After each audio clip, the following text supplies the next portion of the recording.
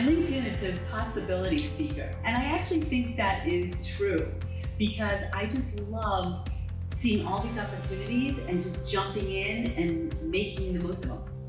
I look for the hidden meaning behind our behaviors in the digital space. I don't just look at what we do, but why we do what we do. So that our everyday lives, what we eat, what we wear, where we live, aren't mundane, but full of discovery. Maybe sometimes there's value in taking what's familiar and helping people rediscover the beauty of it. We should ask, where is the why? What can I make? What can I contribute to this world? How do I leave my mark? Thank you so much for inviting me to speak. I am both honored and excited to be able to share my ideas with all of you. Now, I bet I know what you're thinking. Here's the Google lady. So she's going to be speaking all about cool tech. Well, it's just the opposite. I'm going to speak about what makes us fundamentally human. That ability to be creative and innovative so we can come up with new ideas for our clients, new ideas to help our organizations be more profitable and efficient and happy, and maybe even new ideas for the world. Now, that's not to say that great tech can't help us do this. In fact, what I learned day one, sitting side by side with engineers at Google, is that when technology is at its best, it liberates us from the everyday activities and rote behaviors and tasks so we can focus on being more human and living richer, easier, more enlightened lives.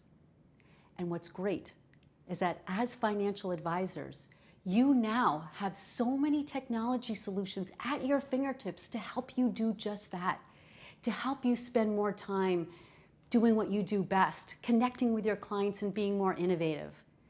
So now is the time to focus on your innovative self.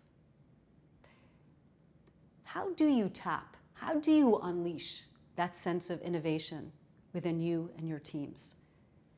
Well, I learned something along the way of my career that's helped me be more innovative. And that's by embracing my expansiveness, tapping all of my different sides. Maybe it's what I learned in college, my past job, how I grew up, another language that I learned, what I love to do on the weekend. Tapping them and then somehow connecting them to the challenge I have in front of me or to my role. So for the next few minutes, I'm going to really dig deep in what I mean by embracing our expansiveness, how I discovered it in myself and other innovative people, and how you can tap it within yourselves and your teams. Let's begin. For the past 150 years or so in the industrial world, we learned how to mold the perfect students and then the perfect workers. We expected people to leave their backgrounds, their families, their sexual orientations back at home so they could focus on the task at hand. And in some ways that was a great equalizer because people were rewarded for what they accomplished on site. But it also limited them because they had only so much mind space to tap, and therefore their ability to come up with new ideas either as individual contributors or as teams was constrained. Now, of course, times have changed and we have more freedom of expression and more flexibility in the workplace, and we're not limited to rote tasks, but are we truly tapping all of these different sides? I think not. Maybe we feel they're frivolous or unrelated to our role or unwanted by our organization. But it's just the opposite. What I have learned throughout my career, either as an individual contributor or as a director in some of the world's leading organizations in marketing and advertising and then tech, where ideas are our currency, is that by tapping all of our different sides and then connecting them, we will come up with so many more ideas. Now is the time to embrace our expansiveness. What do I mean by that exactly? Well, I'm a big believer in bringing our whole selves to work. I certainly do that. But that's not what I'm talking about. Nor am I talking about expansive thinking either, though I do think that will be a byproduct of embracing our expansiveness. What I am referring to is the expansiveness of self. All those different sides that make up who we are. really kind of tapping them and then connecting them to come up with new solutions. And the more diverse those sides, the better. That's actually at the heart of creative and innovative thinking. Different worlds, different stimuli and concepts coming together. Let's step out of our financial advisor world for a second and jump into talk about some creative stuff. Let's start with movies. Movies are often two worlds coming together, like Star Wars, one of the most famous movies of all time. It's Greek tragedy meets sci-fi. Or how about if you're a gourmand or love to eat? Fusion cuisine. The name says it all. It's fusing cuisines, ethnic cuisines from different parts of the world. Maybe there's a spice or an ingredient or a flavor that when they come together, they come up with something really delicious, like Cuban Chinese. Or how about game-changing products like spray sunscreen? If you have kids, you cannot live without that. Again, two worlds coming together. Creamy suntan lotion meets Pam cooking spray. Creativity is essentially making connections that others haven't. And we are hardwired to want to do this. Everyone can do this. This is not the domain of talented people, musicians, artists, or people who work in idea labs. No, we all can do this. At the level of neuroscience, this happens when synapses fire up in our brains. Those are the connections between the neurons. And here's where it gets super interesting, because neuroscience tells us that the more we're exposed to random, unrelated stimuli, the more connections our brains will make. We seek to make connections, we dig it. Leonardo da Vinci discovered this centuries ago. He said the human brain cannot fathom a series of unrelated objects, items, images, without our brains trying to connect them. He called it the law of continuity. We cannot not make connections, but they are easier to do when we are open to lots of stimuli, lots of worlds. In our case, lots of sides of ourselves that we may think are unrelated or we may filter out, and be willing to make connections that may seem bizarre at first, but it's these connections that bring forth something new and powerful. And what's more is that it doesn't take that long to do. In fact, the less time you spend on it, the better, because you won't overthink it and overanalyze it and kill it. When I work with my clients, for example, to come up with innovative marketing ideas, I often have them brainstorm in 15, 20-minute intervals. For example, I'll say, please connect a couple of different variables, like maybe a product truth, soda, it tastes good, with a consumer truth.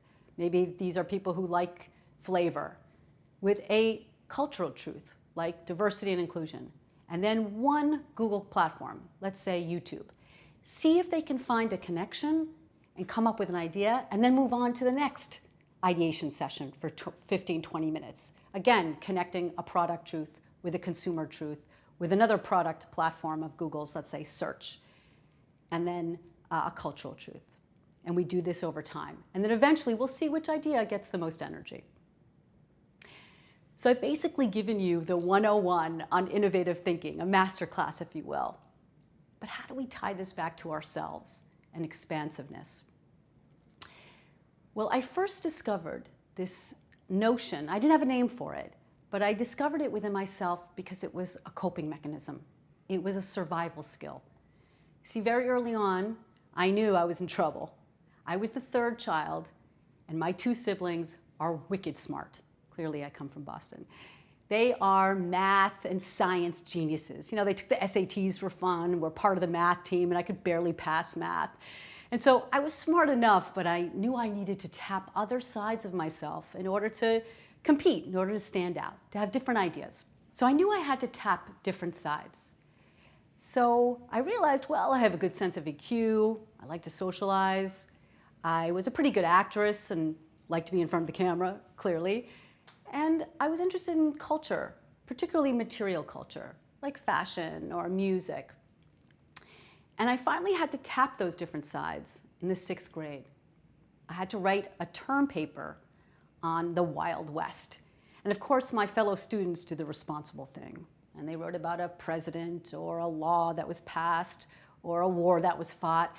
And I asked my teacher, can I write about the fashion of the times?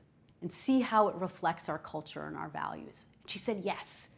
So because I had a knack for it, I jumped right into it and really had a lot of fun and learned a ton. And then when it came time to get a grade, I didn't think I was going to get an A. I mean, after all, fashion is kind of frivolous, right? It's not like a war or a law.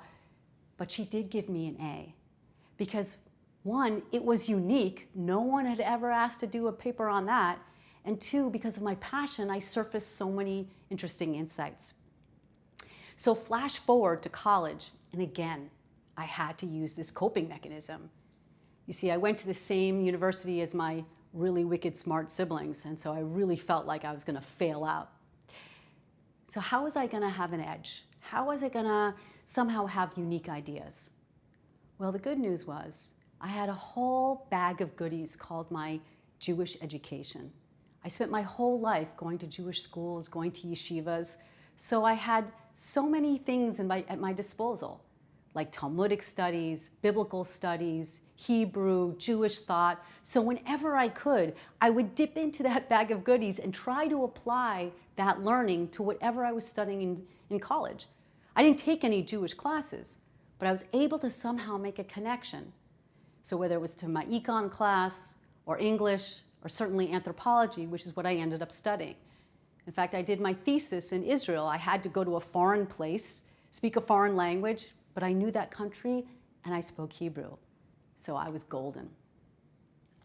And then finally, I really had to leverage this coping mechanism one last time when I moved from advertising to Google. I really felt like an imposter. I felt like they were going to figure me out within a month or so. How was I going to survive? I didn't really know a lot about tech. But I observed something within a month or so, which was, while I may not know a lot about technology, I knew a ton about anthropology. That's what I studied. And at its core, anthropology is about why we do what we do, why we eat what we eat, or why we pray the way we pray, or trade what we trade. You see, economics at its core is really about exchange. And in our case, as you know well, it's the exchange of money. But in other cultures, it could be the exchange of other things of value, like rice or power. It was fascinating. So then when I jumped into the world of advertising as a brand strategist, I then had to leverage my sense of why by really digging into why people buy what they buy. Everything from Cheetos to financial services to soda. And the answers to those whys were often profound and game-changing, leading to so many new innovation and product and messaging ideas. So when I came to Google, I saw that there was a lot of data, a lot of information around what people were doing with technology, what videos, crazy videos they were watching on YouTube, or how often they were on their phone, or the different social media sites they were playing with. But no one was investigating why. Why were they doing all these things? Why were people watching these crazy videos? Are they just stupid? I didn't think so. And why are we spending so much time on our phones, really? And why do we have to be on so many social media sites? Isn't one enough? You see, I figured if we could understand not just what people were doing, but why they were doing it, then we could understand the deeper meaning that people ascribe to these different digital places and spaces and help our clients create advertising which really reflected how people felt and used and really engaged with these different devices, and help our engineers further develop these platforms in ways that really befit how the user experienced them. Now, of course, when I started talking about this, I mentioned anthropology to Google, and they just looked at me like I had three heads. But they said, go with it. So we launched a series of anthropology studies. We put anthropologists in the field like they would do for an academic study and really dug in to what was behind the nature of our deep relationship to these devices. And what we found out was fascinating.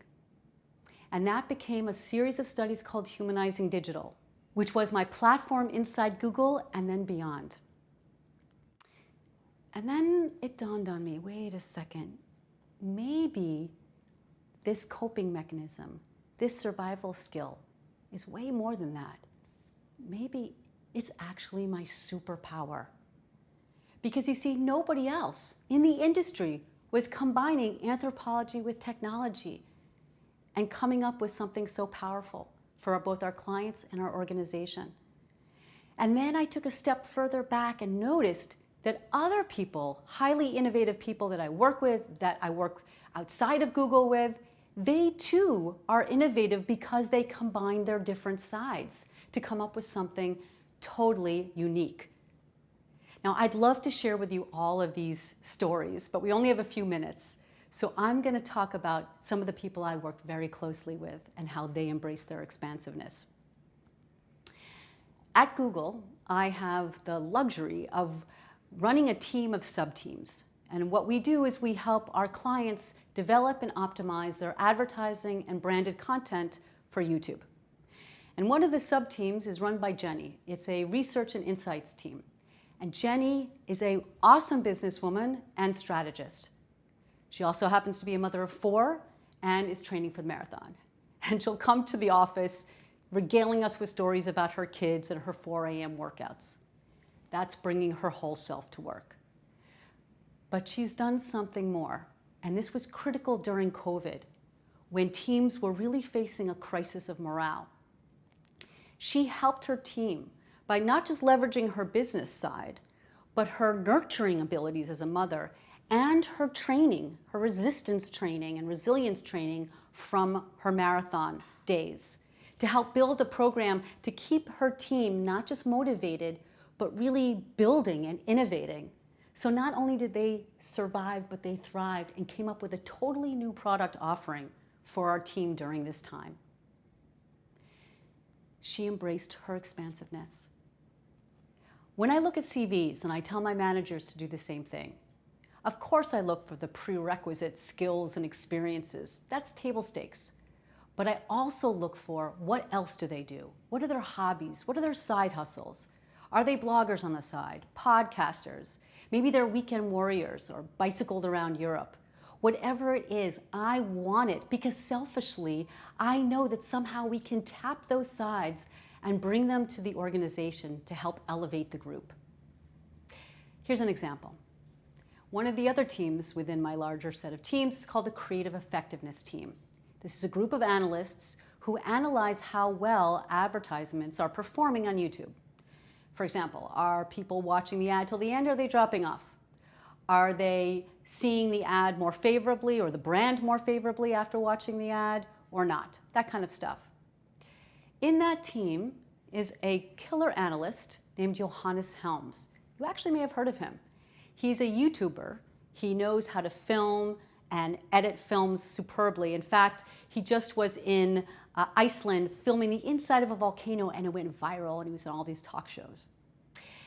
He recognized something very early on, which was sometimes the clients were reluctant to take on our recommendations and our insights.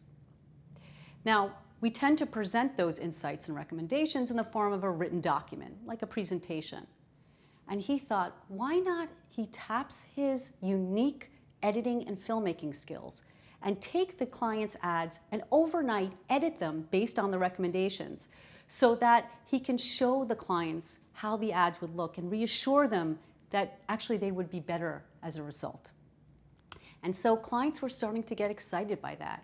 And then he created a whole new product offering to do just that, so that clients would be willing to really jump in and take hold of the recommendations we gave him. He tapped his unique skill set and created something new. He embraced his expansiveness.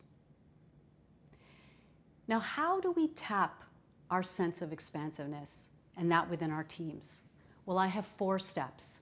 Now, usually people have 3, the power of an odd number, but I'm going to go crazy here and offer you 4. And I'm going to help you remember them by giving them to you in hashtag form. First, hashtag, tap your unique gifts. You all have them. Maybe it's something you love to do on the weekend, gardening, bicycling.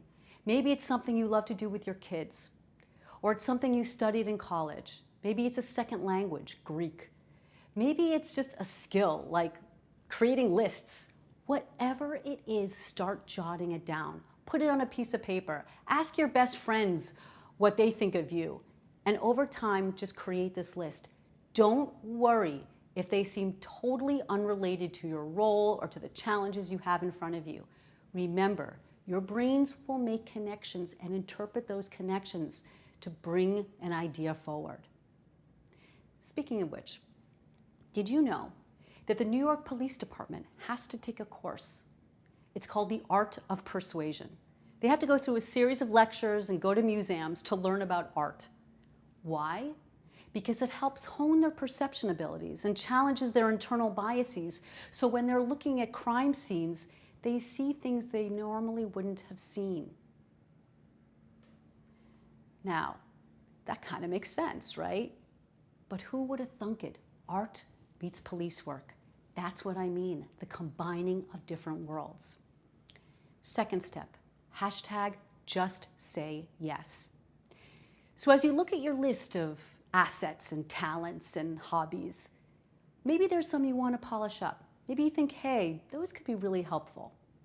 Take whatever opportunity gets thrown at you and just say yes to polish those sides.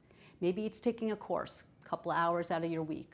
Maybe it's meeting people within that world, or better yet, presenting in front of those folks. You may feel like you're not ready for it, but just say yes. Here's an example. For me, I was asked to speak at a fashion and beauty conference. And while that's not really my world, I thought, I could kind of make it work. So I asked the conference host, what should I speak about? What panel should I be on? And he gave me a choice of 3. He said, 1, you could speak about fashion and data. Well, that's not my world, but I definitely know folks at Google who have fashion clients and have some data I can kind of steal from. Great, that works. The second one, women's empowerment. So, okay, that's not really my wheelhouse, but I'm a woman, I feel empowered. Yeah, I could make that work. And then the third one was China. And I said, no, we're gonna have to scrap that one. I really don't know anything. I mean, I've never been to China. I don't speak Mandarin. Google doesn't really play in China. So let's move on. And then the host challenged me and he said, have you heard of WeChat? I said, well, of course I've heard of WeChat. It's the biggest social media network in China. I know that from my social media anthropology work. He said, perfect, that's for you. I said, wait, that is not for me. I barely know this world. He said, well, you can speak about culture, right? And you can jump in and you'll make it work. And plus you'll learn about Chinese culture to some extent. And I thought, you know what? He's right. Now, not without trepidation, I sat on that panel and met some great co-panelists, but even more awesome was that there was a group in the audience, a Chinese fashion and lifestyle publication, that came up to me afterwards and said, hey, do you want to partner and maybe you can be an influencer? And so that enabled me to learn that much more about Chinese culture. Just say yes. The third step, and this is the most important, maybe even the hardest, but the most gratifying. Hashtag, look for the links. Once you have that list and maybe you polished off those different traits of yours, now try to find a connection between one or maybe more to the challenge you have in front of you. For me, it was anthropology meets technology. For Jenny, it was her marathon training, her mothering meets the business need of really motivating her team. For Johannes, it was his YouTube filmmaking skills meets his analytical skills. You can make that connection. Better yet, bring other people into the mix because they have different sides. Maybe they can leverage those different sides to help come up with connections for you. And then the final step is hashtag teamwork it. Imagine what happens when all of the different members of your teams have tapped their different sides and are embracing their expansiveness, and then they start connecting them together to really propel your team forward. So in that same team as Johannes is Ben. He is a rock star data analyst and also happens to be a DJ and creative writer on the side. So when Johannes was developing his new product platform, Ben swooped in to help narrate it, to help craft a message around it, to really get clients salivating at the first sentence. That's expansiveness 10x'd. Ever since I can remember, innovation and creativity have been at the heart of business growth. And as we all discovered over this past topsy-turvy year of our business lives, year and a half even, is that innovation was critical. We had to come up with new ideas at a moment's notice. New ideas on how we were going to interact with our clients. New ideas on how we were going to motivate our teams. How we were going to attract new talent. New products, new services we were going to have to offer. And while we are returning to some new sense of normal, we still live in a highly disruptive marketplace where the expectations for change are high, and we have to be ready to innovate at a moment's notice. And now you have the tools to unleash that sense of innovation. Yes, lots of money and cool gadgets and tons of data will help, but the greatest source of innovation comes from your and your team's sense of expansiveness. That ability to connect all your different sides to come up with new solutions. And what's more is that the ideas you come up with are undoubtedly going to be unique to you and your teams, because only you and your teams have this disparate array of talents and interests and backgrounds, so that you can only come up with those ideas together. And finally, embracing your expansiveness is uplifting.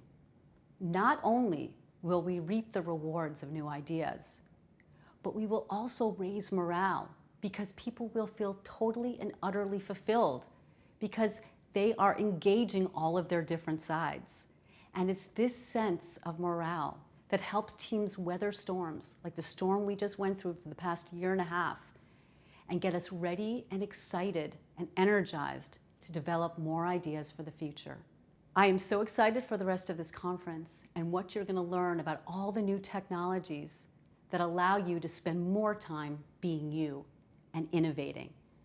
And at the end of this conference, as you start embracing this notion of expansiveness, feel free to reach out to me if you have any thoughts or ideas at A.Posner on Twitter, Abigail Posner on LinkedIn, or Abigail_Posner on Instagram. Thank you so much, and have a wonderful rest of the conference.